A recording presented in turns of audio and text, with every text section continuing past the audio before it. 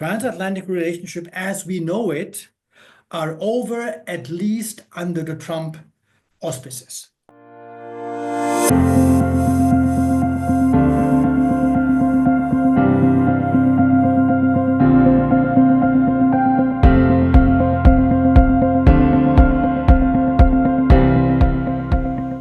Hello and welcome back to The Focus.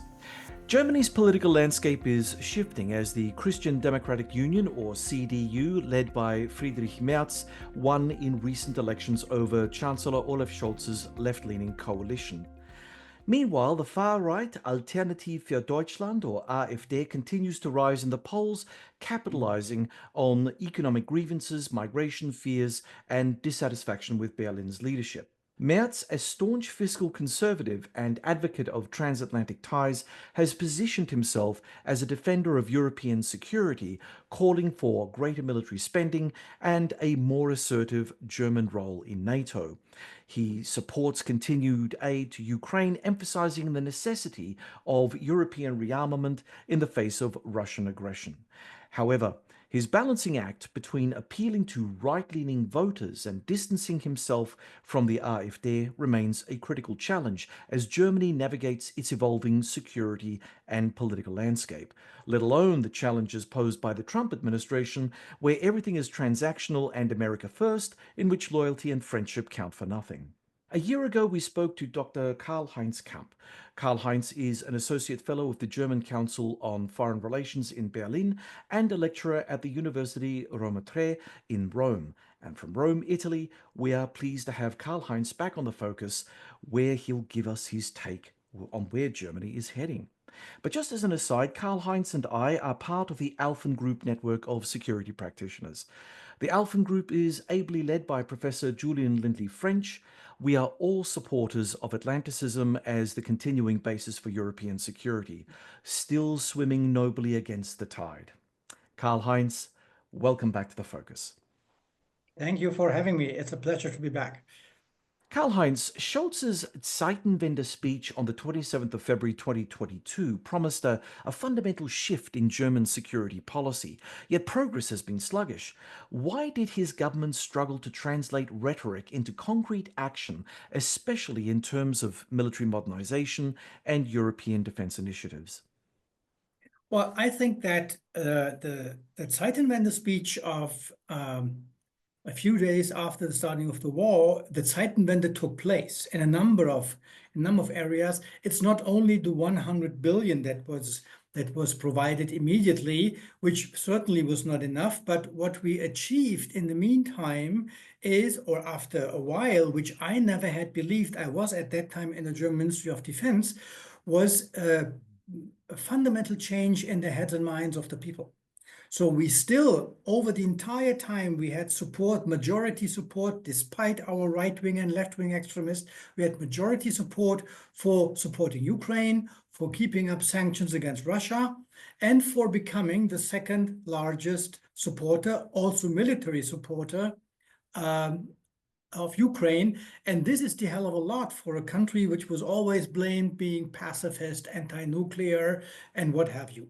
What happened, though, is that difficult to specify exactly, but in the last year, this entire, the speed of the Zeitenwende went down significantly.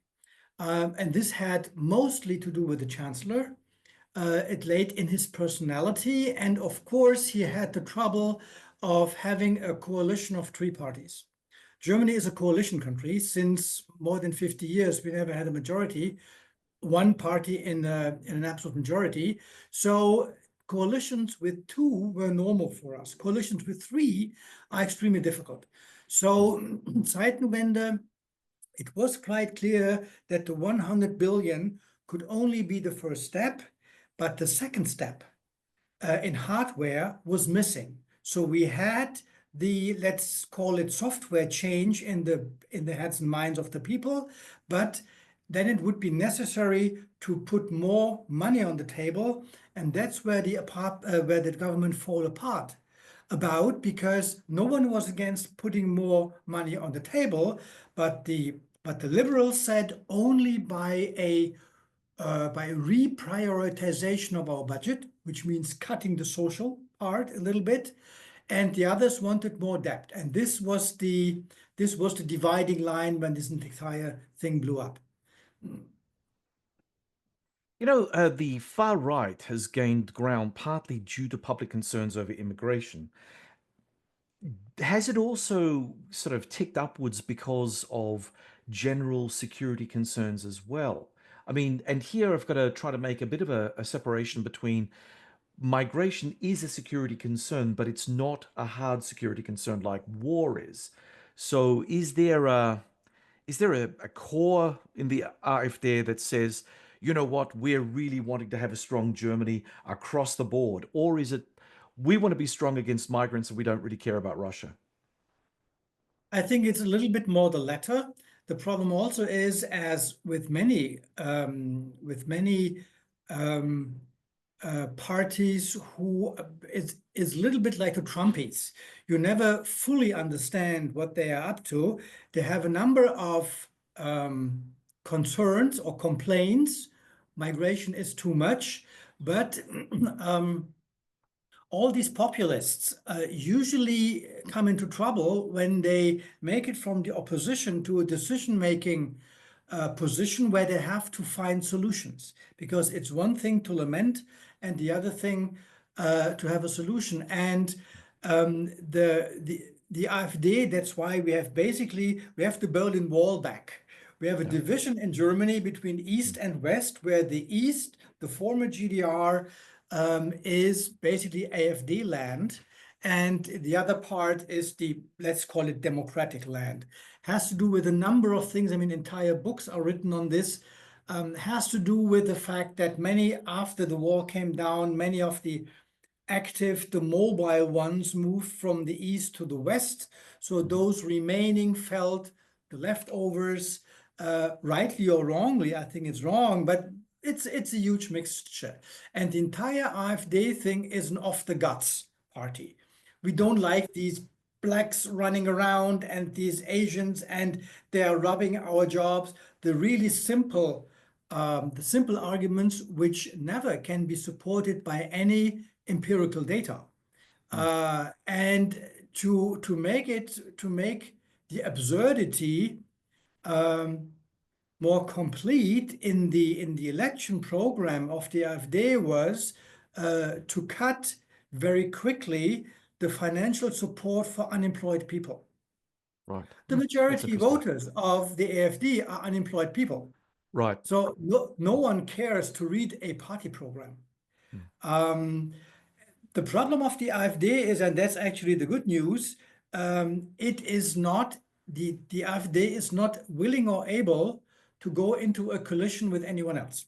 Mhm, mhm. So as much votes she has, she will never have an absolute majority to form a government.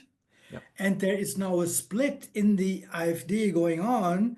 Those who say we have to remain radical, maybe have to become even more radical to attract more people. The Mhm. others say you have to become less radical because otherwise you will never be accepted as a part of a coalition. Where this goes to, no one knows. That's really fascinating because I see a similar pattern developing among MAGA supporters and the MAGA government. So Donald Trump has unleashed Elon Musk, who is slashing and burning his way with his metaphorical chainsaw to ensure that all government services are brought to a halt, including, oh, what's that little thing called? Social welfare benefits for the poor. Most of the MAGA support base are from the poor. So if the AfD is going through a similar kind of phase, it seems that the right, and I mean, look, we can sit down here for, well, we'd certainly need to have some um, intoxicating beverage to continue this down this particular path. But from a Right, with the historical coffee. yeah, yeah, from a historical perspective, if you really wanted to take a leaf out of the old right wing, dare I say, Nazi party, they were the ones that they tried to lift up the people.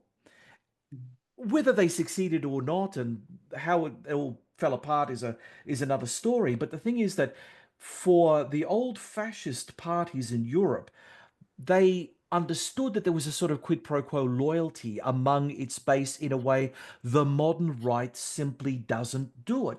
The modern right's happy to throw their support base immediately under a bus. They don't even give them time to sort of cogitate. It's like, oh, well, there goes your social welfare, son. Oh, you're starving? Pah, too bad.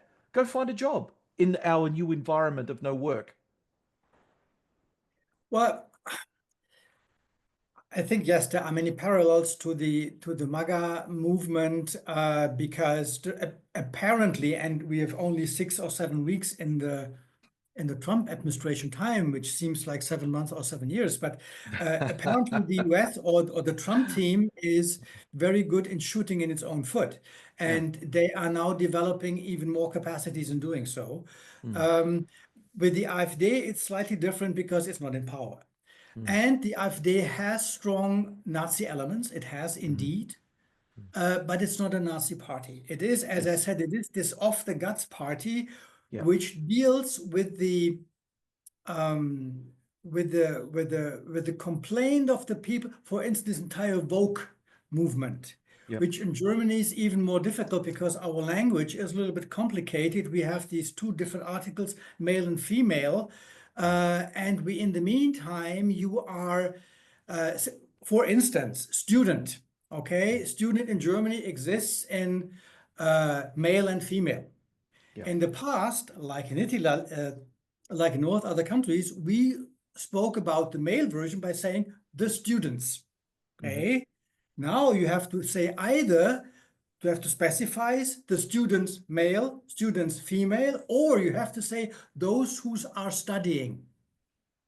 And the people get nuts by saying, sorry, I mean, you are, it goes to, I grew up as a child with a certain chocolate, which Mm, has as the picture a little black boy from at that time Oriental with a turban, black, mm, mm, mm, not allowed anymore because mhm. it's a minority.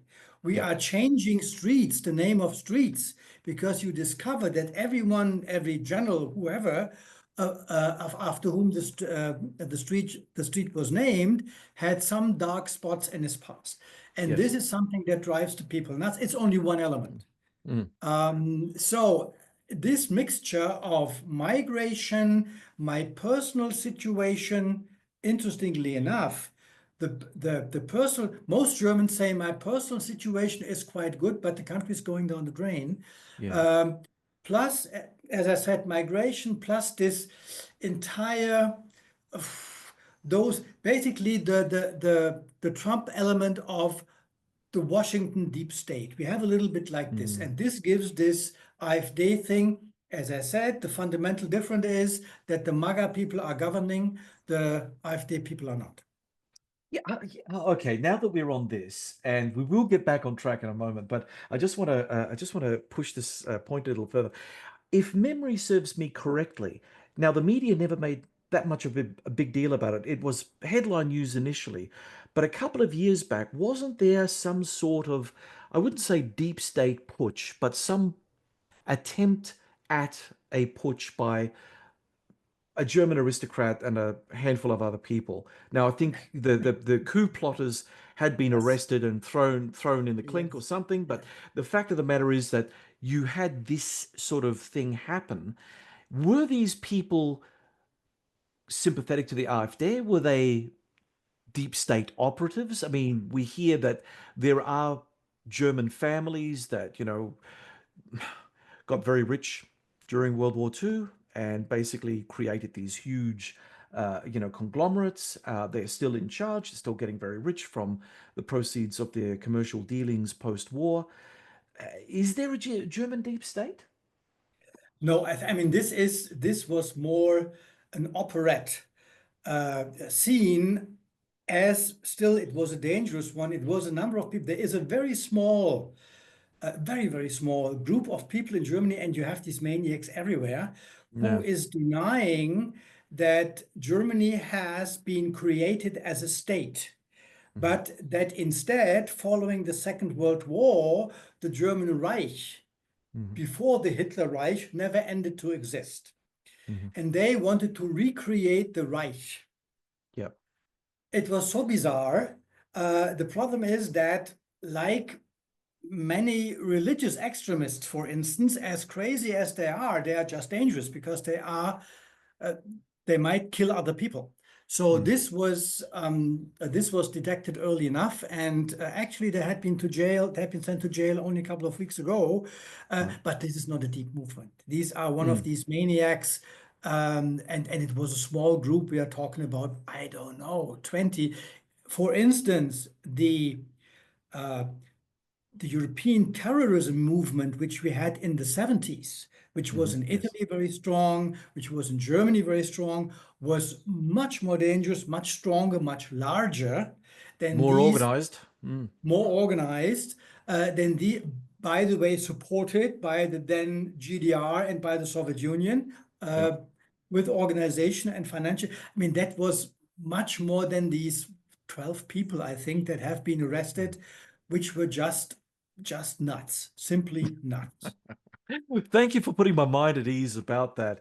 All right. Now, when we're talking about Germany's security position, you raise the notion that after unification, the two halves of Germany never really came together in the way that people were expecting.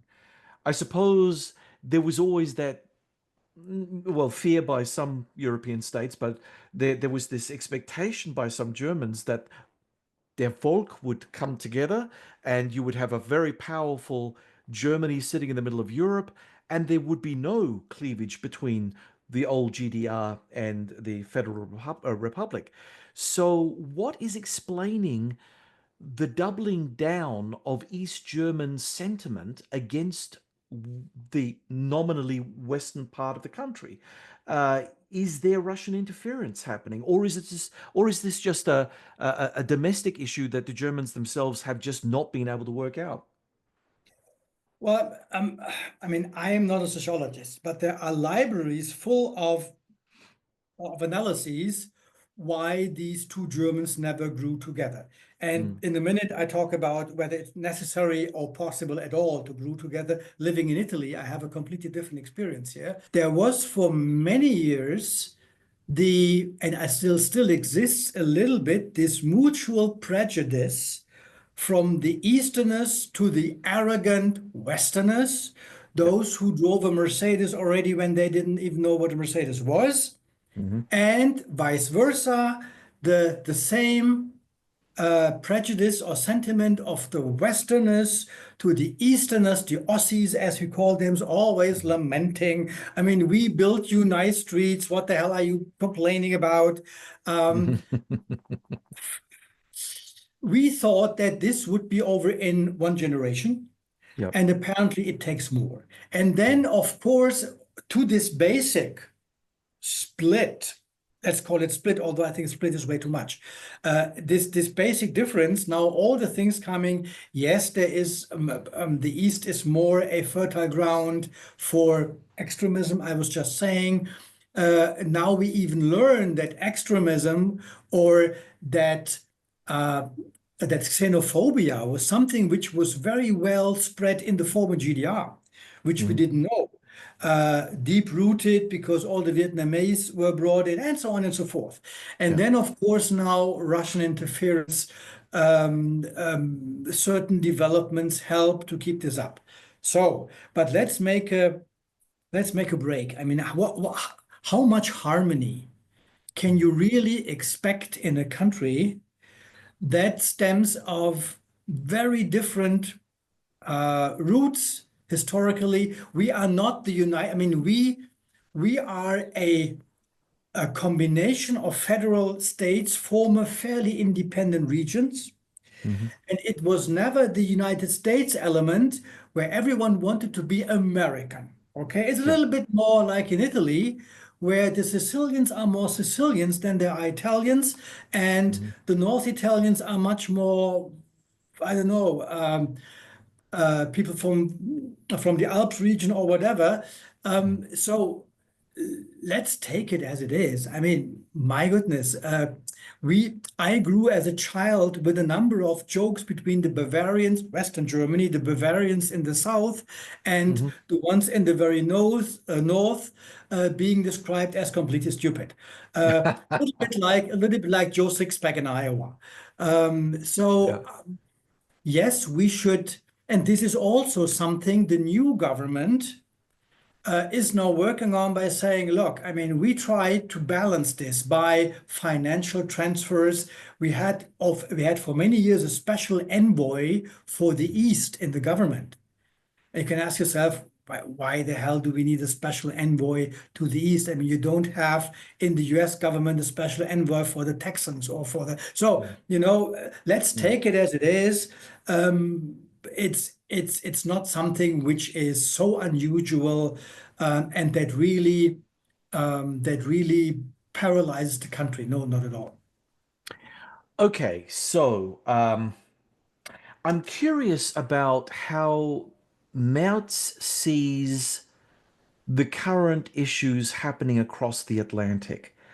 Here in Australia, I think that there are a lot of people in denial that the last 7 weeks even happened.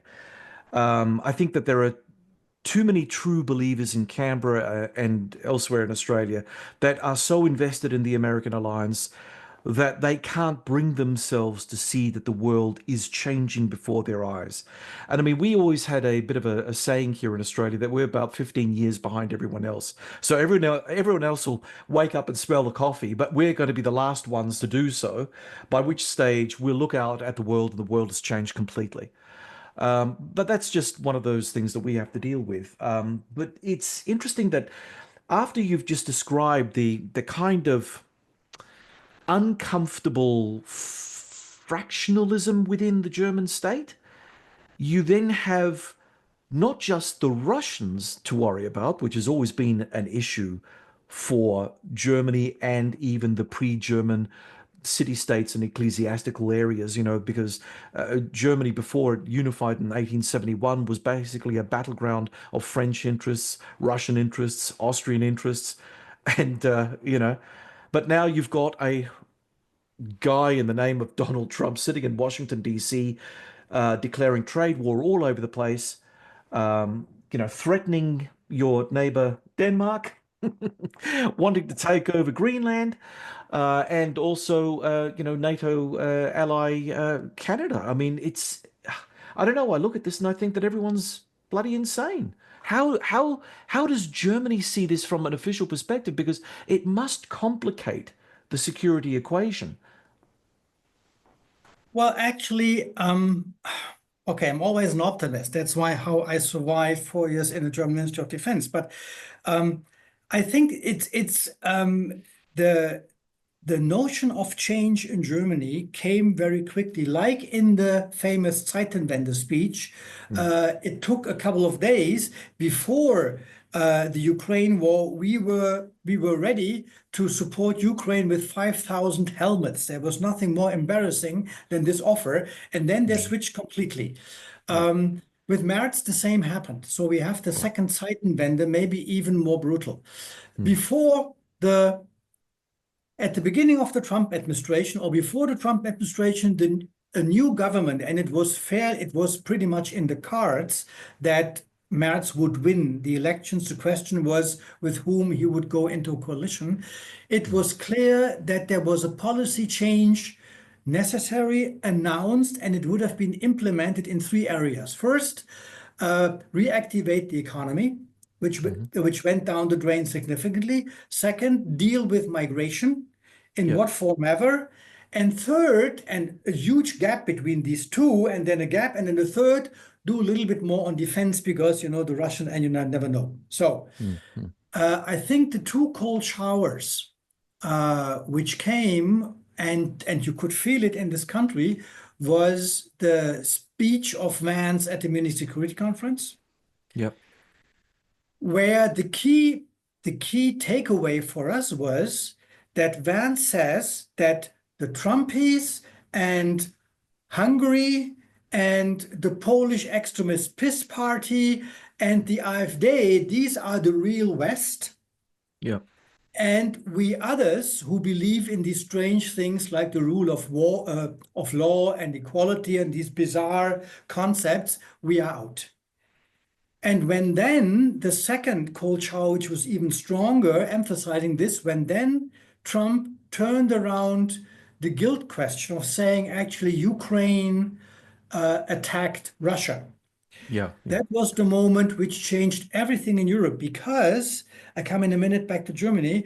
In mm, the first Trump administration, when the same idiotic things happened, many European countries, particularly the Eastern Europeans, Poland, tried to establish bilateral relations with the Americans by well behavior. mm, Defining or, or siding with Russia against Ukraine was the red line for yeah, Poland, for the Baltics, for Germany, for France, for the UK.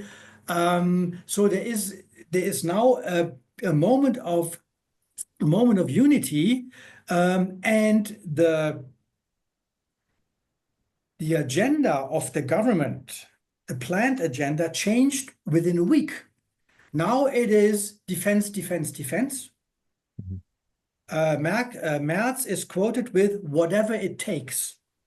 Whatever it takes is a quote from Draghi, who was the president at that time of the European Central Bank when we had the EU crisis.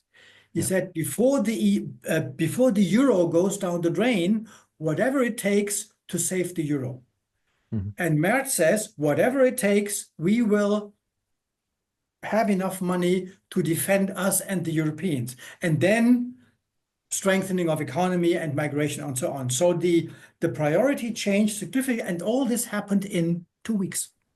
yeah, And you have a broad support for this. We have a support in Germany for significantly raising defense budget. I couldn't believe my eyes. Still, it has been made a little bit more digestible by raising our debt significantly, which was not planned. mhm, The initial Merz plan was uh, reprioritization of the budget. There were very concrete plans of cutting in the social element, and it was no one likes this, but we realized in Europe, Europe, not the EU, Europe stands for 9.3% of world population, right? mhm, The same Europe spends almost 60% of world social expenditure. So there must be some fat, some grease, some meat to cut. So, mhm. but this is now turned around. We will increase our debt significantly, um, because it is this whatever it takes moment. And this happened fairly, fairly quickly, and it happened in France and happened in the UK. I don't think that Trump expected so much unity. The same happened on the EU level now. You see a huge amount of things happening, spending more on defense. And then we can discuss for hours whether this goes quick enough, whether we have to buy also American weapons or we should better buy it in South Korea. These are the Mhm. side effects. But the Yeah. fundamental thing is, and this is something that hurted us all, also me, also you. We Mm. cannot rely on the US anymore. Transatlantic relationship as we know it are over, at least under the Trump auspices. And this was a shock, but it has been implemented. It has arrived in the heads and minds, even of those like me, staunch Atlanticists. So, okay, you raise an interesting point, Karl-Heinz, and that is a point that we suffer from here in Australia, and that is most of our weapons come from the United States. Most of the high-tech business end of things, if you will, for Europe, except for France, maybe Sweden, comes from the United States. People are still being strong-armed into buying JSF fighters and various other bits and pieces. There's obviously going to be a problem here. I mean, some people in the media have been talking about kill switches, where now that things are all over the place and, Lockheed Martin may just not be able to provide the next update for your JSF fighters. So where does that leave the Air Force, for instance, certainly not in a good place. And not all European countries have got defense industry depth to the point where they could do some local enhancements of American products to make them more localized and less dependent on the United States. Do you think that Germany should start leading in terms of relying more upon what Rheinmetall can be doing, maybe even stretching out as far as across the Baltic to find out what the Swedes are doing with their Air Force technology? Or even, as you rightly pointed out, going to South Korea and seeing what they have to offer, as opposed to maintaining the force structures of Europe in their current form. Let me start with a kill argument, which was often heard before. Whenever the money came, the 100 billion, or now the money, people are saying, well, we do not have the defense industry here in Europe to be able to deliver all the goods quickly enough. Then before the Trump term, it was the solution to buy in the US, which was also already a change in German thinking, in European thinking, because the previous idea always was, let's do it European. It costs twice as much, but it creates this EU thing. France was strongly pushing for this. And then when our defense minister Pistorius came, he said that after the beginning of the war, he said one element of procurement is time. Where I get the product quickly enough, I buy it off the shelf. Now, as you are saying, we are concerned whether or not we will get the next updates or kill switches. I think this entire discussion of we Europeans cannot do it, or we cannot do without the US. If it has to go without the US, it has to go without the US, and it will go without the US. Politics is something where you cannot say, oh, doesn't go, so we don't do it. So you then have to find ways. And I think, there are producers around a lot. Turkey is producing excellent drones. South Korea is producing the hell of a lot of. They're huge. The Northern European, Sweden has an excellent defense industry. So there is a lot. Whether they can produce enough, I don't know. I'm not an expert on these issues. So it will go one way or the others. By the way, we should not forget that the US defense industry wants to sell. And Yes, the very moment when they do not deliver upgrades anymore, this sends terrible signals to all other countries, to all their clients. And I'm not sure whether the industry is willing to follow any orders of Trump in that direction when they ruin their own companies. Fast forward, does all this need German leadership in European defense? First, I'm always skeptical with the term German leadership or the leadership in general, because many European, let's talk about the before Trump term. In this discussion, we always have the before Trump and the after Trump time. Whenever the Europeans, the Baltics and the Eastern Europeans and whoever, we need German leadership. Yes, you like leadership as long as you are led in the direction you want to go anyway. You hate leadership, regardless by whom, if it brings you in a direction you don't want to go. So that's why I'm always careful with regard to leadership. And we have seen, particularly Germany, whenever Germany took leadership in the Euro crisis in 2008, which had terrible sacrifices in Greece, in Italy and elsewhere, you saw the pictures of Angela Merkel with the Hitler mustache. Yeah. I remember. So this is the leadership. No, but I think defense industry or industry in general does not need leadership. They need predictable contracts. Yes. They need to see that there is money, that there's money to be spent. They are not developing issues without knowing that we can sell it later on and we can also export it. Germany was blocking for years and decades the export of common European products because of our anti-export policy. All this is gone. Right. All this is gone. So, and we saw that, for instance, Rheinmetall has increased. Germany does not have pure defense industry companies. They're always mixtures. Like like for instance Airbus, or like for instance Rheinmetall. What we see is that they are now changing their civil elements Mhm. to military production. They built military production lines in their previously civil parts. Is this quick enough? I don't know, but it's fairly quick and it's 10 times quicker than it has been.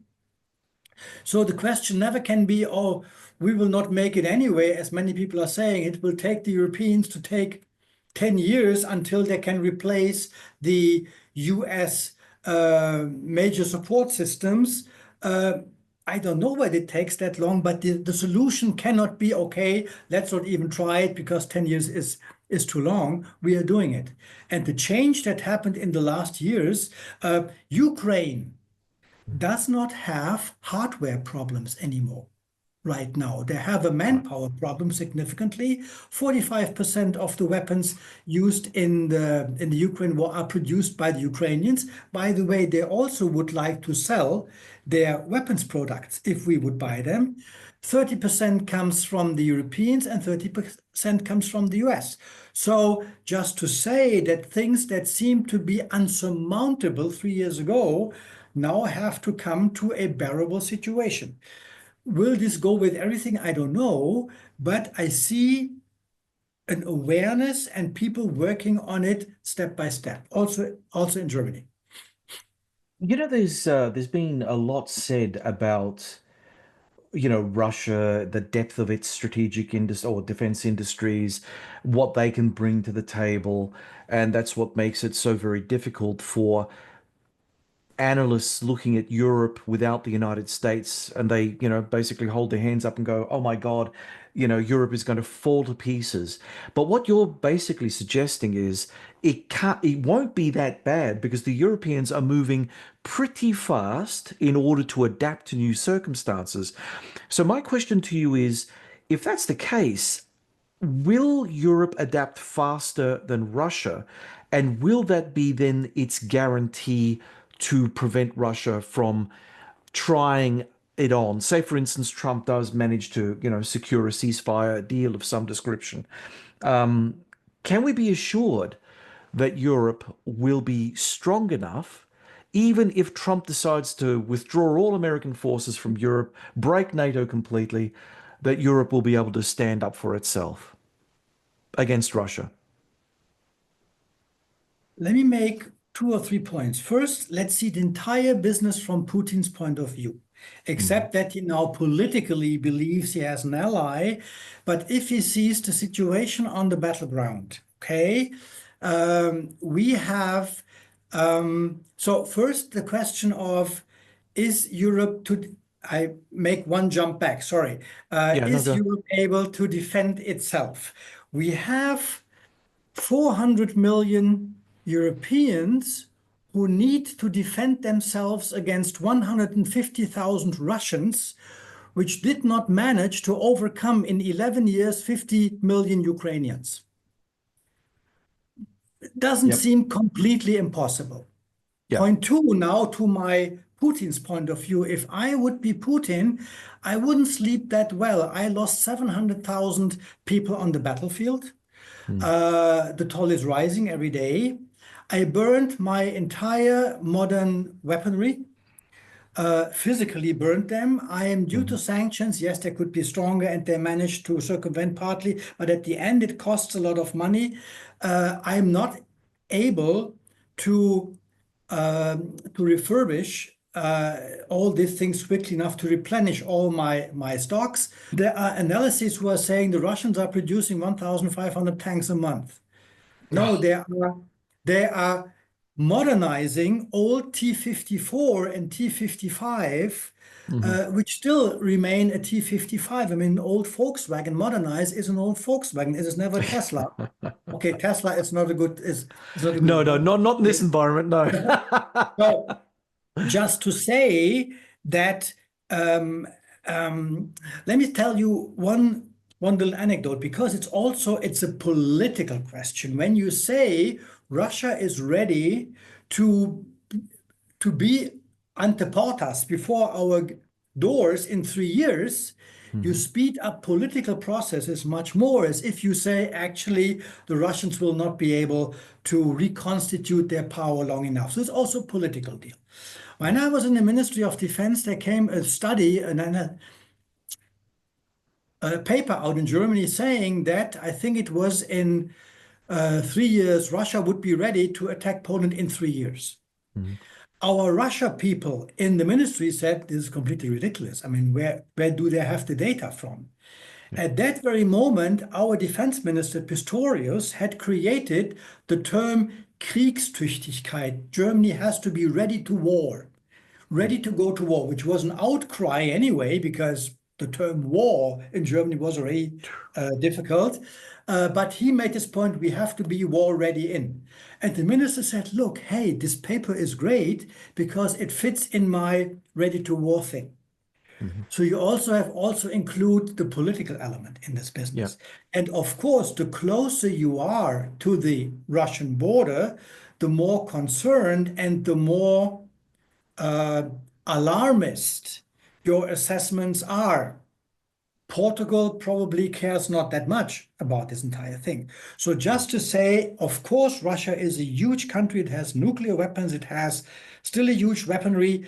But I don't see their capacities to run over Poland so quickly. And the second question is why? Why should they? I understand Ukraine is a post-Soviet conflict. Putin, he has stated it X times, he wants to re-establish the Soviet Empire. Yes, he would like to have Ukraine, maybe the Baltics, maybe a little bit, but it is not that he has any global empire, Roman Empire idea of, now running over entire Europe as the Soviet, as we believe the Soviet Union would do. I don't know, so I can be wrong, but still, I don't see this depleted army, which has problems to seize 15 kilometers in the Donbass. I mean, keep in mind that Russia managed in the last 11 years, since 2014, to occupy 21% of Ukrainian territory. And among us, the shittiest part of Ukrainian territory. This is not a huge success. So if I would be Putin, I would not congratulate my military to this. Just to say the Russians are not 6 feet tall and they don't get 6 feet tall. Can we relax? No, we cannot. That's why all the steps are correct. But if you see the Russian reaction to this EU promise to rearm, to the German promise to rearm, it was alarmist. They didn't like to see this at all. Our last guest on the show was Dr. Roy Casagrande, who made a very bold prediction that Germany will rearm, and when the process is finally complete, it'll have the third largest military in the world.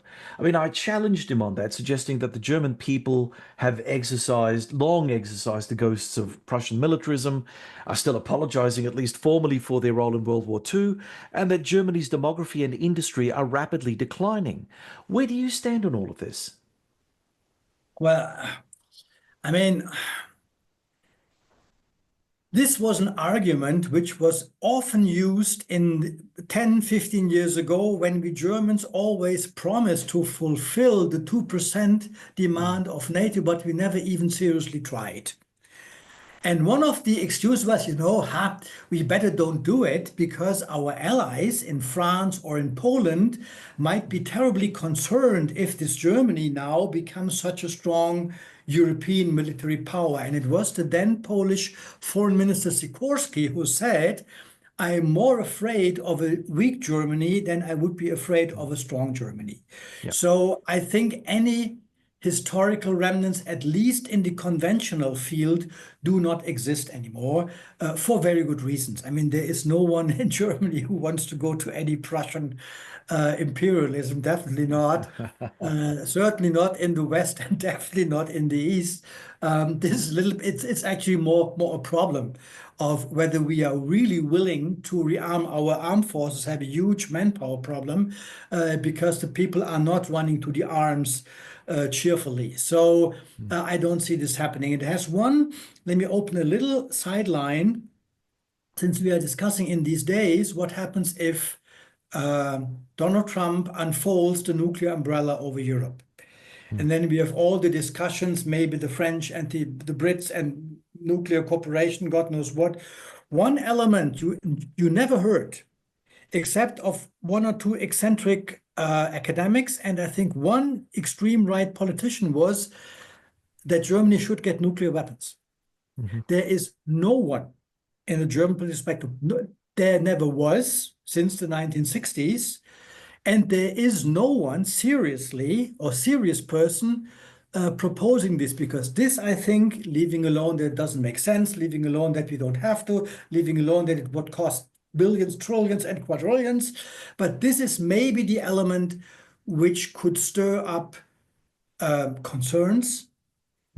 It is, by the way, it's a bit, it's a scenario which is so bizarre. It's so far away, but this is maybe an element that could create some concerns on a new German imperialism. But since this is not going to happen, at least not in my lifetime, and I intend to stay a little bit around, no, all the rest, I don't see this. And whether we become this, I mean, for the time being, the second, I think the second largest, if not the strongest army in Europe is Ukraine. So where we Germans are, I honestly don't know. And we have reduced our military, we have ignored it for so many years. And that's one of the mistakes, maybe the faults of the Merkel time. Also, from her point of view, it was not a fault. Because with this you win elections, okay? If you don't spend on the military, if you spend a lot on social wealth, if you buy cheap gas from Russia, you win elections. That's a convenient life. But I don't see us moving to the top of any European military. Be happy if we manage to get our Bundeswehr functioning. This would already be a huge success. Oh, wow. Okay, don't set your sights too high there, Karl-Heinz. But okay, look, I mean, I see where you're coming from, and really, the Bundeswehr has been, you know, pushed into the dirt, shall we say, in terms of not having enough manpower, not having enough weapons. It really has to go through some major reform, which in itself is going to cost a lot of time. Just going back to the idea of where the German people sit on all of this. Now, security is usually an elite sentiment. You know, there are those people who like soldiers and weapons and sailors and airmen and all that kind of thing, and bombs and rockets, but they're usually divorced from society. They're out there in the defense ministries, plotting and weaving and doing whatever they have to do. But what about the German people in terms of how they see themselves as a people, as a power? Say, for instance, I'll give you a hypothetical. If a Trump-imposed peace on Ukraine would come about, would the German people be worried? Or would they celebrate getting back to business as usual so they can have high social welfare expenditure again and not worry about the military? Where do you think the German people would find themselves in that hypothetical scenario? When in February 22, Chancellor Scholz made the Zeitenwende speech, I said, okay, nice try. We get 100 billion, not bad, but this is it. It will not cause this fundamental societal change.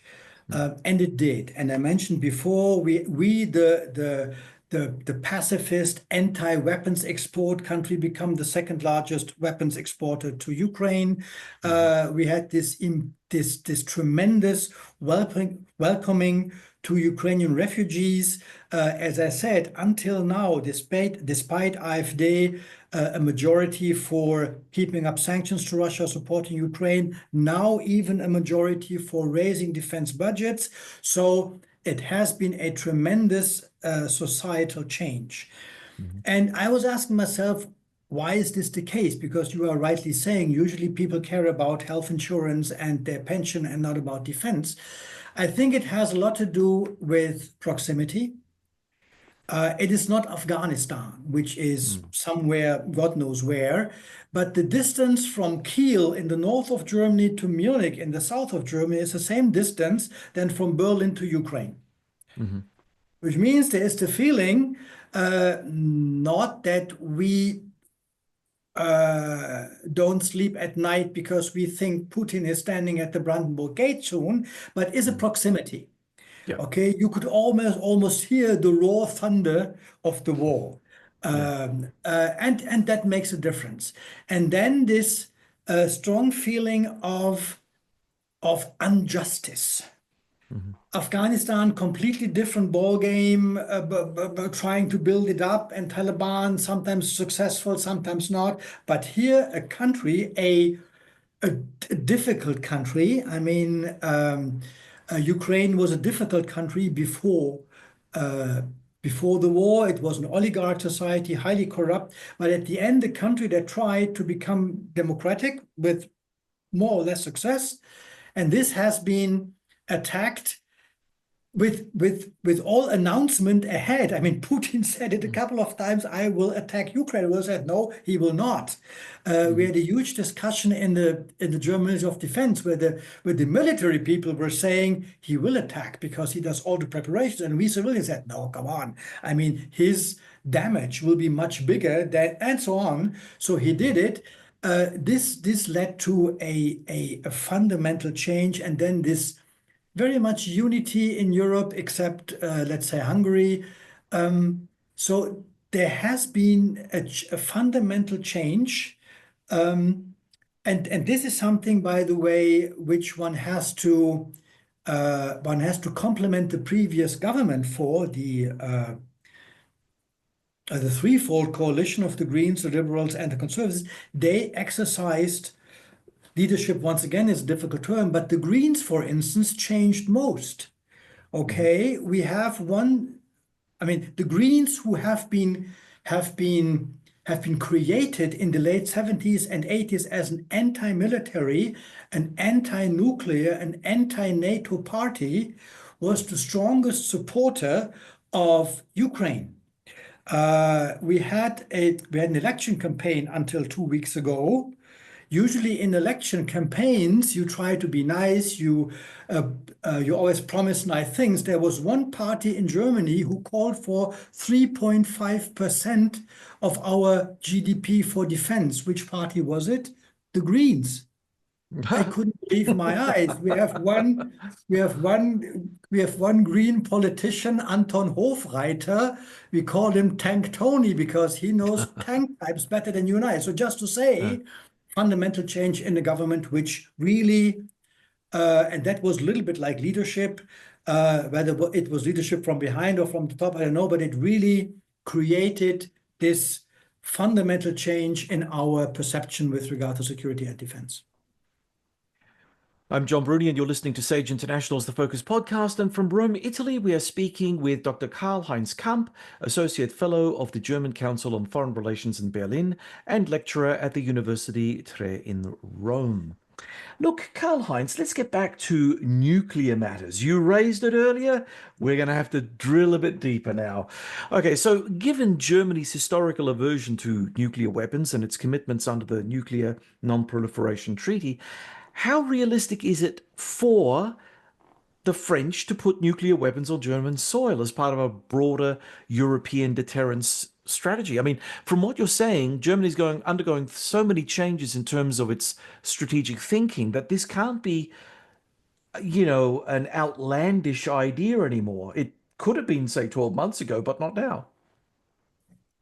Okay, you step three steps ahead, so to speak, of the question. First, I don't think, I can be wrong, but I don't think that it is not that likely that the US will really close the nuclear umbrella over Europe, because there are a number of factors which maybe Donald Trump might not be aware of, but his entourage, maybe not even his close entourage, but the security establishment in the US well knows. First, the US nuclear umbrella over allies is always a means of non-proliferation, of preventing other countries to go nuclear. Yeah. And I don't know how Poland will react, how Turkey will react.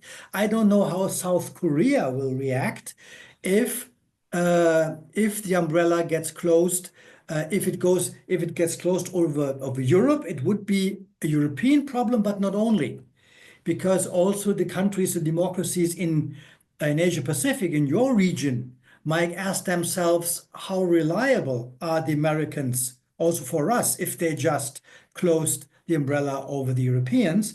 And then we are talking about a huge amount of things. I mean, there is a strong nuclear consensus in the US between Democrats and Republicans that nuclear deterrence has to be kept up, not only against China, but also against Russia, because if the US is not able to deter China and Russia anymore, it loses its superpower status. So all this might be too complicated for Donald Trump, but I still think that is, let's assume worst case. Tomorrow he says, I give a damn. By the way, how do you close a nuclear umbrella? Nuclear deterrence is there. It is not like military personnel you withdraw.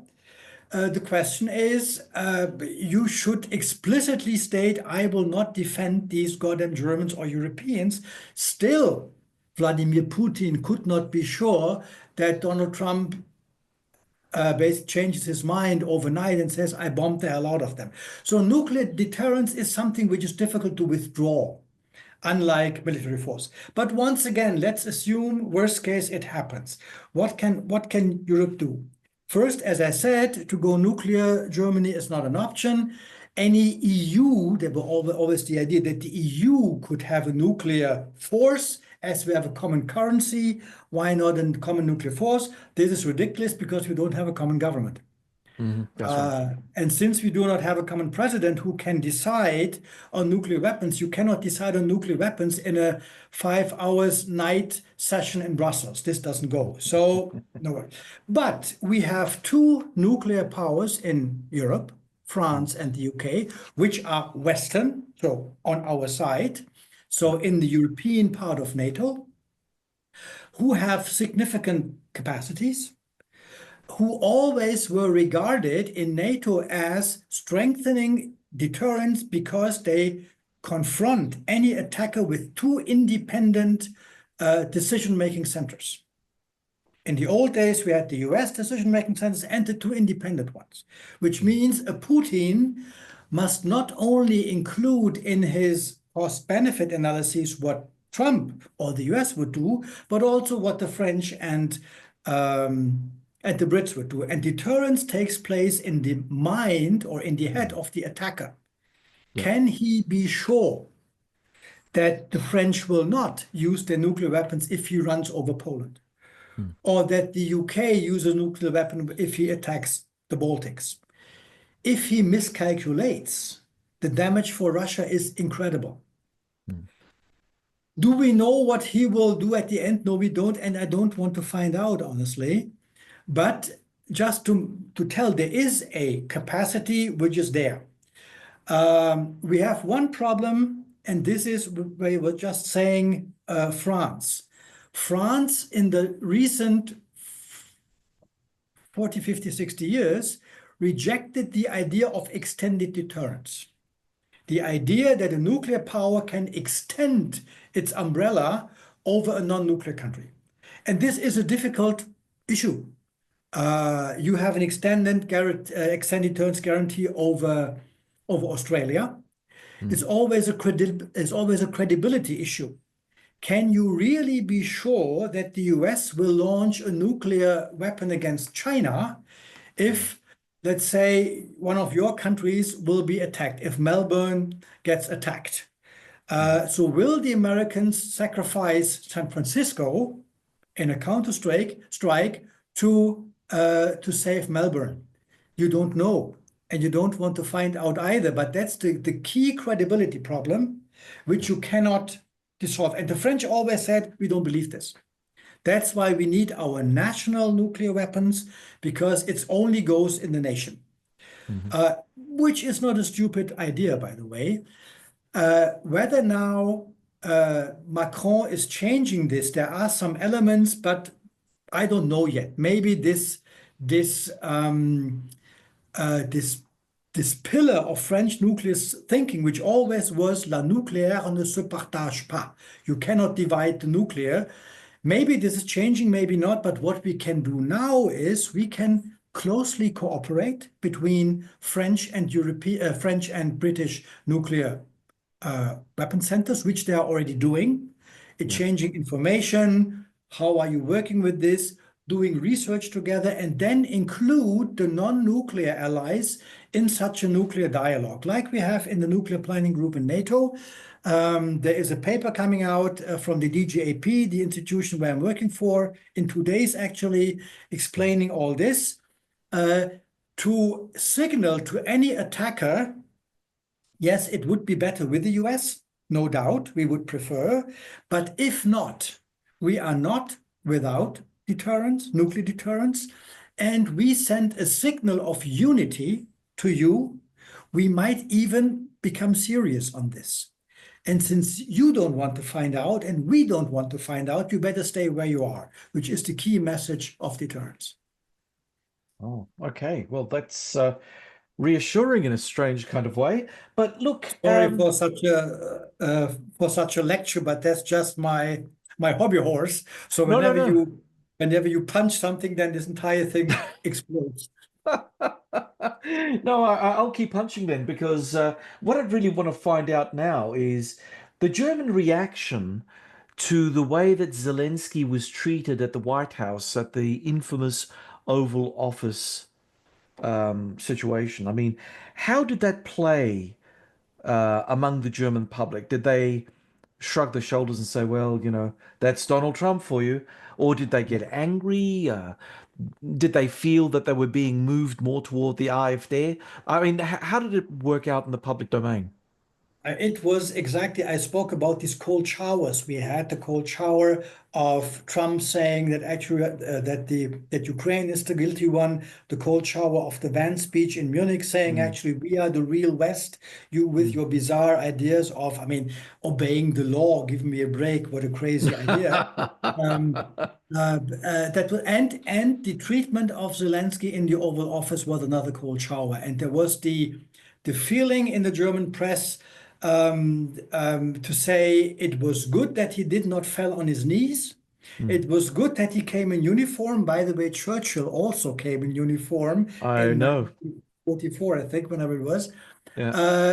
And he was terribly mistreated. And Merz has been quoted by saying this was a pre-arranged trap. Yes. They wanted to show, no one knows, but it looks like. So this contributed to the image. Sorry, guys, sorry for our old ideas of transatlantic relations, but it's over, Mm. at least in that form. And that was a fairly unified reaction in Germany. I would even say in Europe in general, except once again Ukraine, except once again Hungary, uh, which is a bizarre country, or which has a bizarre government, let me put it that way. Mm. But there was a very unique, and the way how warmly Zelensky was treated when he came to Europe in Brussels, he was hugging with von der Leyen, he was standing with all the heads of states together as one of them. Yes. Macron, Starmer shows very clearly, no, that was the wrong signal. That was a major mistake. As I said, the Trump administration is good in shooting in his own foot. Indeed. So, with regard to the so-called potential ceasefire agreement, what's your take on the colonial style minerals arrangement? And do you think now that Trump has pushed his will onto Ukraine, is the ball truly in Vladimir Putin's court? The one thing I found really odd about this whole situation is, and mind you, I think there's a natural explanation for this. Trump is the kind of individual that will suck the oxygen out of any room anywhere in the world. But we have not heard much from Vladimir Putin. Now, it could very well be that the European press cycle will probably report more about these things than the Australian press cycle. We only get the really, really big headlines over here. So maybe there's a nuance that I'm missing. But I find it very curious indeed that Vladimir Putin is almost nowhere. Well, where is he? And why isn't he coming up with anything, you think? Um, I think these are two different things: the raw material business and the Russian reaction to a ceasefire deal. The Hmm. raw material thing, when Trump treated Zelensky as he did in the White House, many in Germany were saying it was a mistake because actually Trump has to come back and not so much Zelensky. Yeah. Why? Trump wants uh, a deal, a peace deal, a ceasefire with the Russians because he promised it. He promised it to his MAGA people in 24 hours. He might say, okay, 24 hours was a little bit too quick, but not in 5 years. So he needs desperately something to show off to his MAGA people, look what I did. Hmm. And second, he desperately, it was the US who wanted this raw material deal to also once again to show to his people, I make Ukraine pay for our support. The Yeah. raw material deal is not a raw material deal. There are not that many raw materials in Ukraine.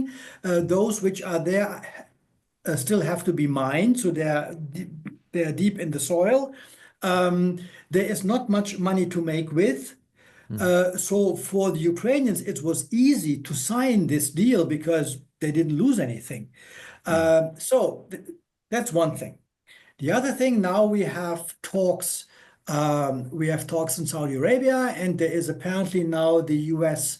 envoys are on the way to Moscow. Now it gets difficult for Russia. And there was a newspaper article in Germany I think yesterday, showing all the reactions of the military bloggers in Russia. There is no comment still from the Kremlin. Hmm. Putin, for the first time since ages, went to the front yesterday to the Kursk region, this region which has been occupied by the Ukrainians. So there is no official statement from the Kremlin, and all the military bloggers say, "My goodness, what a bad deal for us!" Because these, let's say, 30 days of ceasefire give Ukraine the possibility to rearm, to rearrange, to reorganize. We don't want this. Hmm. Uh, and then now the second part of the Trump element, because Trump always, this is why it's so difficult to predict. He also threatened Putin. Yes, he did. If you are not following any deal, I will squeeze you as much as I can.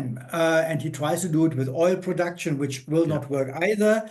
So I have no idea how this thing is going out. But now, indeed, the ball is in Russian's court because Ukraine says, okay, ceasefire, fine with us.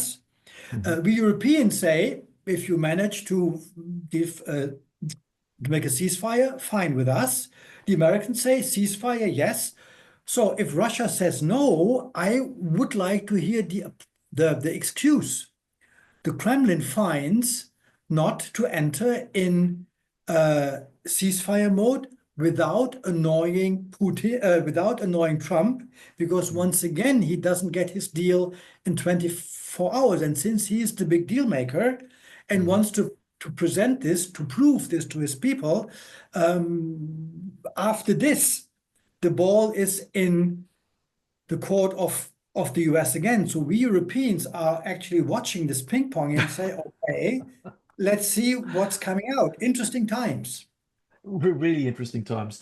So assume for the moment, let's be hypothetical here. Let's assume for the moment that Trump manages to get a ceasefire. And let's assume for the moment that Vladimir Putin must be thinking to himself, I don't know what the hell's going on, but I'm steadily losing control of the situation. And he then decides to make a deal with Trump. And then the war comes to a halt for however long it comes to a halt for, beyond the 30 days of a ceasefire. Obviously, that is a very long battle line that one has to make sure does not get transgressed either from one side or the other. There is certainly an argument for peacekeepers to be put on the ground. But of course, those peacekeepers are going to be vulnerable to Well, dare I say, aggressive acts from both sides. Let's be fair here, but obviously, I think that we can really say that there is a chance that Russia will try to exploit that, break up the peacekeepers, and cause all sorts of merry hell down the track.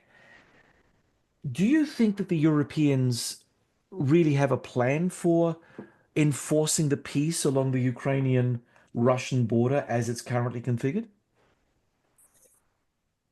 Once again, let's go one step back or one step ahead of this question. If we have a ceasefire tomorrow, which might even be extended to whatever term, Mm, me being Putin would not be happy at all, because I would ask myself, okay, I started a war, an all-out war, uh, um, more than 3 years ago. I lost 700,000 people. I ruined my industry. I ruined the future of my country. I have only a few friends, which is China, which is North Korea, maybe the US in future, maybe. mhm, And I gained, as I said, 21% of Ukrainian territory. I got Crimea, which I already had since 2014. So was it worth it? mhm, And even the Russians, even if they don't have any tradition in stepping up to their government, but even they might ask, was it worth it? So did we really win, given our initial war goal was to remove the fascist government in Kiev yes. and to make Ukraine a pro-Russian state? This rest Ukraine has got something which it would have never got before, namely a serious perspective for EU. Mhm, There is still a NATO perspective. US might block, Hungary might block, maybe, but it is there. This is not something which Donald Trump can take off the table. Sorry, Donald Trump can say, we will always block, or my government will always block a NATO membership, like any other NATO government can block, but he cannot say we will prevent, Ukraine will not come into NATO. So Ukraine got a lot. This is a little bit a cynical argument, I know, because you would tell to Ukrainians, you have to live with your losses, your geographical loss, and also you lost hundreds and thousands of your people. But anyway, I think mhm. in a net benefit for someone coming from the moon, you would say actually Ukraine won more than Russia has won. Yeah. So, first point. Second point, any kind of security guarantees. If you ask military people, if you ask Ben Hodges, who knows the hell of a lot about this, he says, I mean, we are not talking about a UN peacekeeping mission where you have some blue helmets staying around and preventing. You have to force, or you have to prevent Russia, with still a formidable or with a significant military force, to attack uh, Ukraine again, and this would require 200,000 soldiers plus all the military means plus air defense and so on. Do we have this? Probably not. Mhm, Are some Europeans willing to send some forces? Yes, they have expressed, some countries, but certainly not to such an event. The question is, and then the question is, how much do you need? What will the deal will be? Um, the Europe, the US is saying, well, this would be the job of the Europeans to do this. Yes, but what if Russians run over the Europeans? Then this entire nice peace deal, which the genius Trump has struck, is basically out again. It is destroyed again. So the big deal maker did not succeed in the long run. So I don't know what will happen, but certainly the the conservative thinking of strengthening Ukraine. By the way, Ukraine in the meantime has a strong military force by itself. mhm, Um, I mean, I would leave it to the military to calculate how much you need. I think it would be much more important to have security guarantees. For instance, if we are talking about any European nuclear commitment for the European pillar of NATO, If then say, I go forward, if then France and the UK would say, yes, we also include Ukraine in such a security guarantee.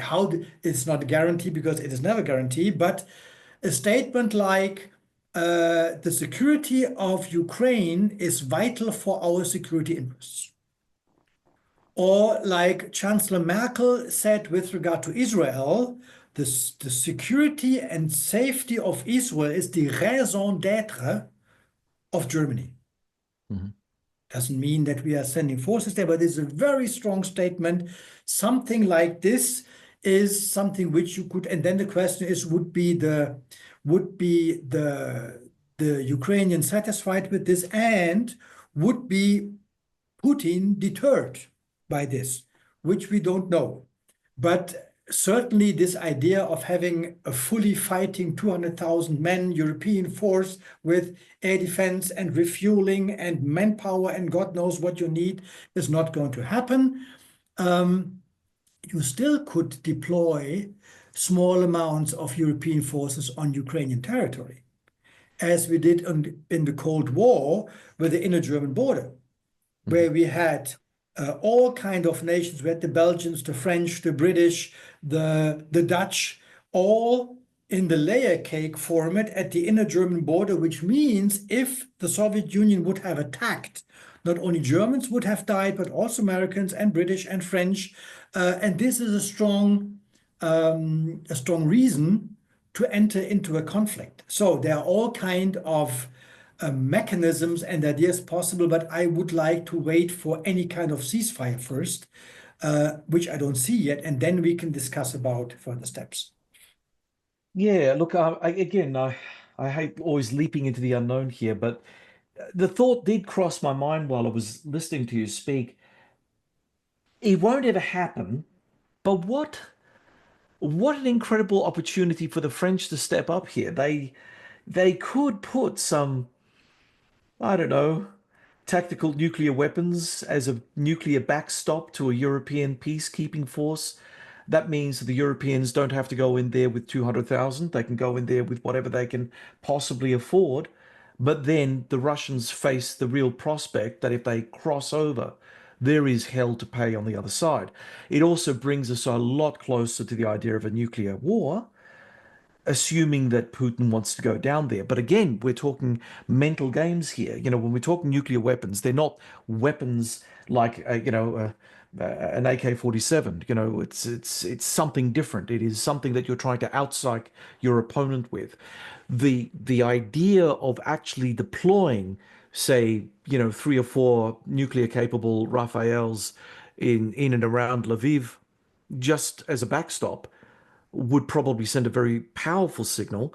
It would be relatively cheap to accomplish, and Putin would have to probably think very deeply about what he would want to do next. Yeah, I mean, we have once again we have this pre-Trump and after Trump discussion. In the Mm, pre-Trump discussion, I would have excluded a number of these issues. I would have excluded France ever throwing overboard this key column of French nuclear doctrine. We will never do this because it doesn't make any sense. And as I said, the French thinking is not stupid in that regard. mm, Um, I would have never expected that Germany now says whatever it takes for defense. Okay, I mm, mean, we didn't mm. care for defense for ages. I would have never expected the EU doing so much. So, in the meantime, things are imaginable, which I would have never imagined before. However, you could do it in a much more gradual way. I mean, before you, and we do this with the NATO nuclear umbrella as well, before you really deploy nuclear weapons on Ukrainian soil, which is a cost issue and Mm. thousands of things, uh, to send for instance, the Poles were offering that their nuclear fighter jets, that their fighter jets, the F-35, could be certified for nuclear weapons, which Right. means in case of a war, they could also carry nuclear weapons as a backup for European ones. Mhm. We don't want a nuclear war, but all this sends signals. Nuclear messaging is the key term to an opponent, we are fairly serious in this. And then you could even think of building shelters in Poland. The Poles were even ready to pay for this. So there were these ideas already in NATO. So you could do the same thing with regard to Ukraine by saying, even if you don't go to Ukraine directly, but you have regular visits of Rafale nuclear-capable fighter airplane from France to Poland, sends a signal. To send a nuclear submarine to a Polish harbor, not sure whether they make it through the Baltic, but maybe, is a signal. So you could all, and then the next step could indeed be a visit of a nuclear submarine, a British or French nuclear submarine in a Ukraine port. Yep. So there are all so before really deploying nuclear weapons there are a number of measures you can do. And then there's also a fundamental question. And a lot in nuclear deterrence is nuclear theology. You can believe it or not. Does the US security guarantee get more credible since we have US nuclear weapons on German soil? Yes or no? You have a nuclear umbrella over Australia, you have one over Japan, you have one over South Korea, and there are no nuclear weapons there. So you can also say what counts much more is the commitment of the nuclear weapon state, given in words and in all kinds of signals. So, as I said, there is a huge amount of signals, messages, means, options to do this, to convey to Russia, don't touch us and don't touch Ukraine and don't touch Georgia or Moldova or whomever we include in the thing. There, in the meantime, fantasy is free. And this is with all, and I don't say that I like what's happening in the US, and I would have loved to have this old transatlantic link functioning, but a number of things are happening now which would not have happened without this disruption. So, as the Chinese say, in any crisis, there's always a chance. So, and for the first time, the Europeans are using this. Strange enough.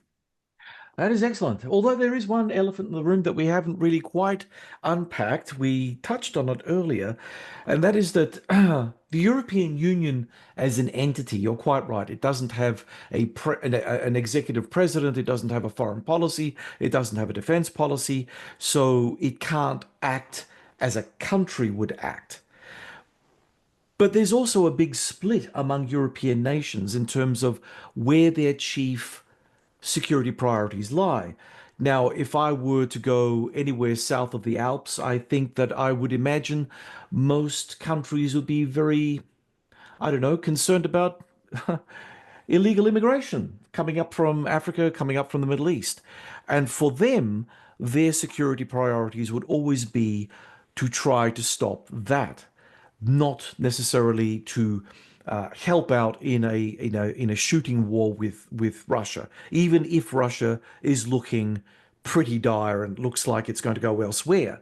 They just don't want to have a bar of that because they think in their minds it's our security is all about our cultural identity. It's all about other things that are very deep and very abiding to them.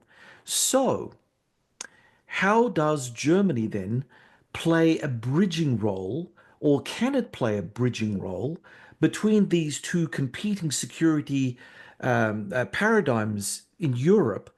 Or is Germany itself too divided on the issue to lead a coherent European response? Well, first, this problem you are describing rightly, that different countries have different security priorities, which also have to do with their geographical location, is something you have everywhere. You have this also in NATO. We had a huge East-South debate in NATO in the last 10 to 15 years, where the Easterners, Polanders, were always saying we need all the NATO money for the Eastern flank because never trust the Russians. Whereas the Italians, the Spanish, the Portuguese were saying, sorry, guys, I mean, our security concerns are on the southern side of the Mediterranean. So completely different. This is something you always have. And this is something we also had in the Cold War, because NATO Article 5 doesn't commit anyone to anything. NATO Article 5 says that if one country gets attacked, every other NATO member takes, I quote, the measures it deems necessary, which means a telegram of condolence would be theoretically enough. However, what we did in NATO, we made this very loose commitment waterproof by putting forces on other countries, by putting forces in Germany, by having all the troops there, so that if Germany gets attacked, other countries are attacked as well. We do not have the Cold War situation anymore, where we had this huge Soviet Union, where it was clear if Soviet Union attacks Turkey, Norway would be the next. So this is not the case, but this is something we are living with since the end of the Cold War. And this is not only in the EU, this is also in NATO. Still, the EU has become a very sufficient and efficient security policy actor since the beginning of the war. Not a military actor, but security policy actor in executing sanctions to Russia, painful ones, which hurt us as well. So it's difficult. In striking the grain deal to make sure that Ukrainians can export grain, making sure that all European countries have enough energy. If the Russians stop the supply, sending a huge amount of money, military goods and civilian goods, to Ukraine. So there has been unity.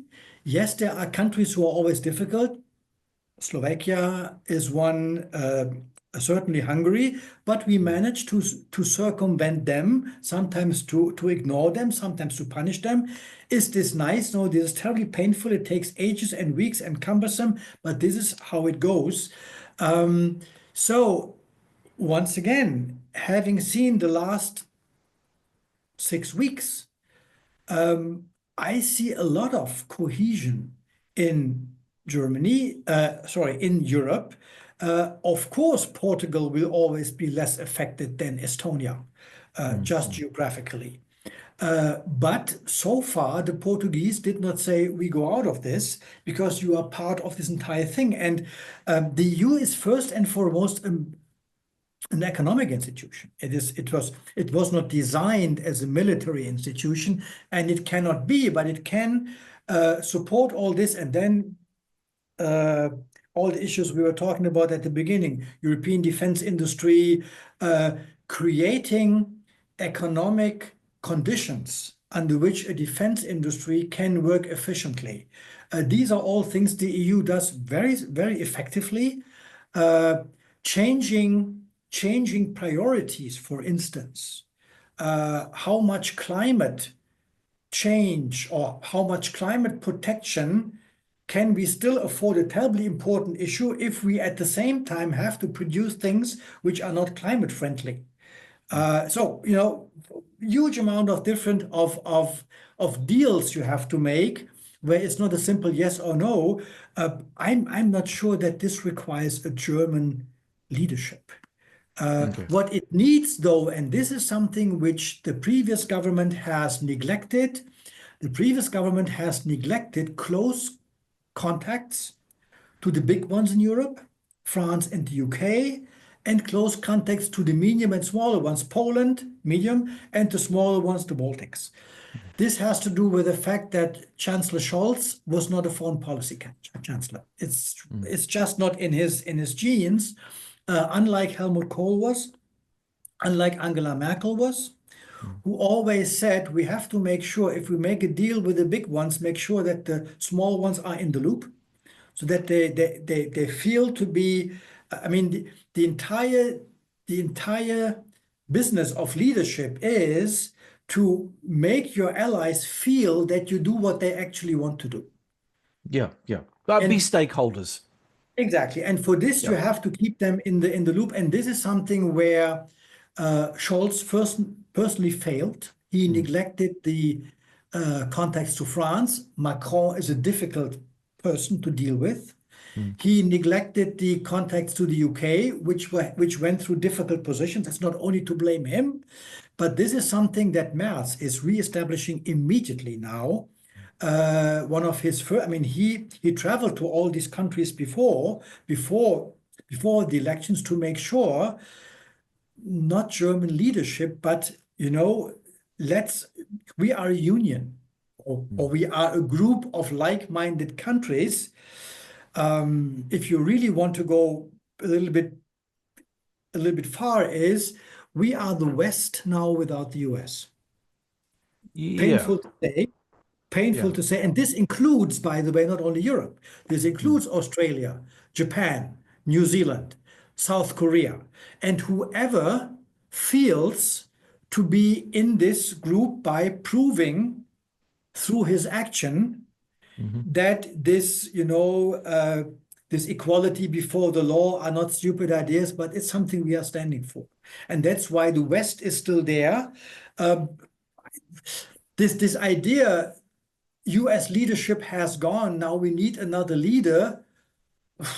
I don't see anyone ready to do, because the other ones don't want to be led. No, the UK doesn't want to be led by France, and France doesn't want to be led by Germany, and vice versa. And the Poles definitely want to be led by France, and so on and so forth. So this entire leadership thing, consultation in good faith, doing what each of them can do best, and we have nuclear powers and non-nuclear powers, will bring us, I think, fairly far. Karl-Heinz, thank you for joining us again and for sharing your insights on The Focus. It was a pleasure. Thank you very much. Thank you. From Rome, Italy, that was Associate Fellow of the German Council on Foreign Relations in Berlin and lecturer at the University Roma Tre, Dr. Karl-Heinz Kamp. Thank you for joining me, John Bruni, for today's episode with Karl-Heinz Kamp. Check out the links in our show notes to learn more about Karl-Heinz and connect with him on social media. Now on to questions for the audience. What do you think is Germany's biggest security challenge today? Immigration, Russia, or something else? Should Germany take a more independent role in European defense, or should it continue relying on NATO and the US? Do you believe Europe needs its own nuclear deterrent separate from the US and NATO? Let us know in the comments section below. If you enjoyed this podcast, please subscribe to our YouTube channel. It's a free way to support us. You can subscribe to the podcast on the Auscast Network, iTunes, Spotify, and we'd also appreciate your 5-star reviews. Do you have comments or questions about the podcast? Post them into the comments section and I'll do my best to respond to as many of them as I can. My thanks as ever to the producers of The Focus, Malcolm Hughes and Neil Smart. Please stay connected with us on social media. Follow me on X at BruniDoctor and follow The Focus on X at TheFocus_Sage. From Adelaide, South Australia, you've been listening to The Focus.